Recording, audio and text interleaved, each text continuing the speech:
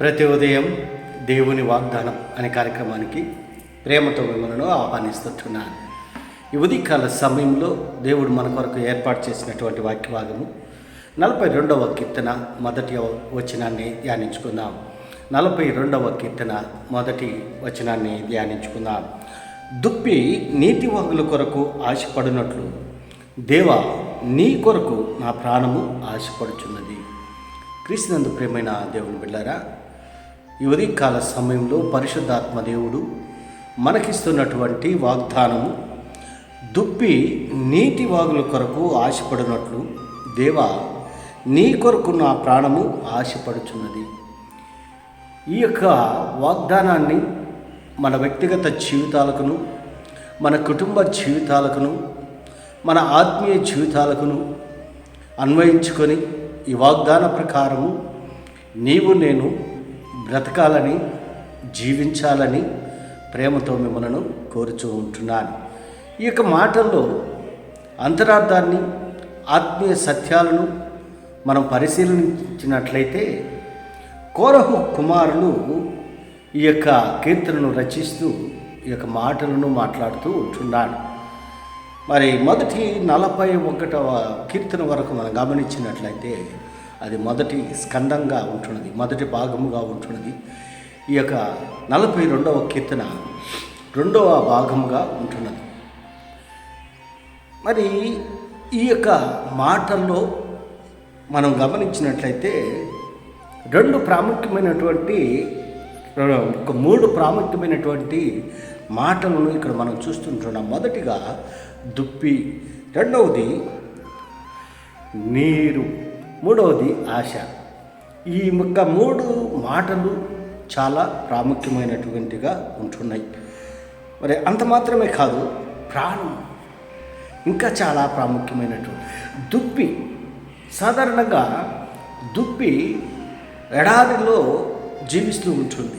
ఎడారిలో, అడవుల్లో ఈ దుప్పి మరి బ్రతుకుతూ ఉంటుంది.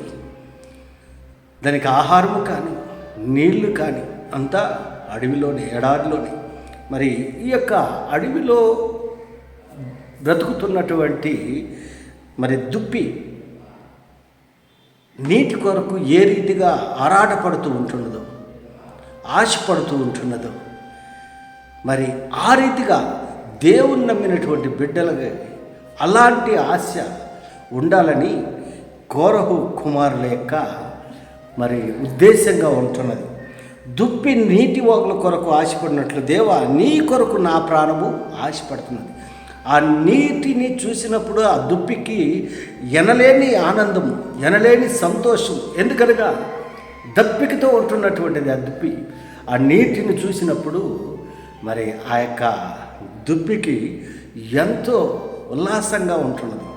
మరి ఏ రీతిగా మరి దేవునికి మనిషికి ఉన్నటువంటి సంబంధాన్ని పోలుస్తున్నాడో ఇక్కడ కోరహు కుమారులు మనం గమనించినట్లయితే, దుప్పి ఏ రీతిగా అయితే నీటిని చూసి మరి ఆశపడుతూ ఉంటున్నదో, దేవా నీ కొరకు నా ప్రాణము ఆ రీతిగా ఆశపడుతూ ఉంటున్నది. ఎంత ప్రేమ కలిగి ఉంటున్నాడు. క్రీస్తునందు ప్రేమైన దేవుని బిడ్డలారా, దేవుని నమ్మినటువంటి బిడ్డలుగా మనం ఉన్నప్పుడు దేవుని యొక్క సన్నిధిలో గడిపేదానికి, దేవునితో సహవాసము చేసేదానికి, దేవునితో నడిచేదానికి అలాంటి ఆశ కలిగి ఉండాలని మరి యొక్క ఉదయకాల సమయంలో నేను కోరుతూ ఉంటున్నాను.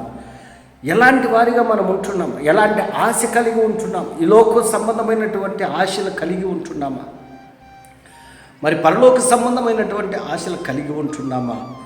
అంత మాత్రమే కాదు, ఇంకా 2వ భాగంలో మనం గమనించినట్లయితే 2వ వచనం, నా ప్రాణము దేవుని కొరకు తృష్ణగొనుచుంది, జీవం గల దేవుని కొరకు తృష్ణగొనుతుంది. దేవుని సన్నిధికి నేను ఎప్పుడు వెళ్ళేదను, ఆయన సన్నిధిని నేను ఎప్పుడు కనబడేదను.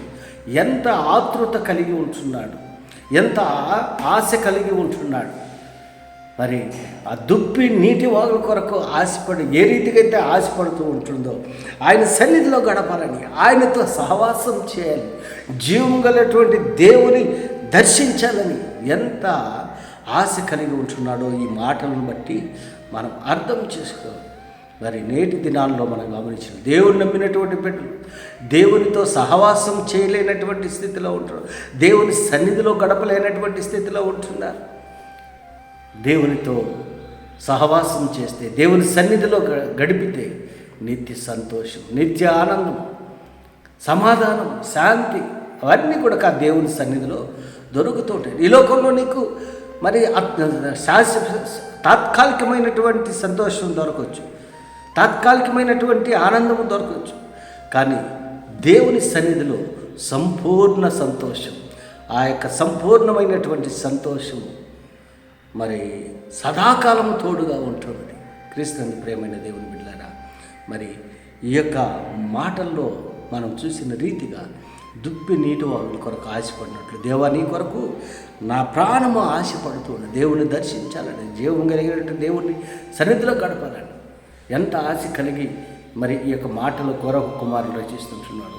అలాంటి మనస్సు నీవు నేను కలిగి దేవుని కొరకు నిజమైనటువంటి బిడ్డలుగా జీవించాలని ఈ కొద్ది మాటల ద్వారా నేను హెచ్చరిక చేస్తూ ఉంటున్నాను.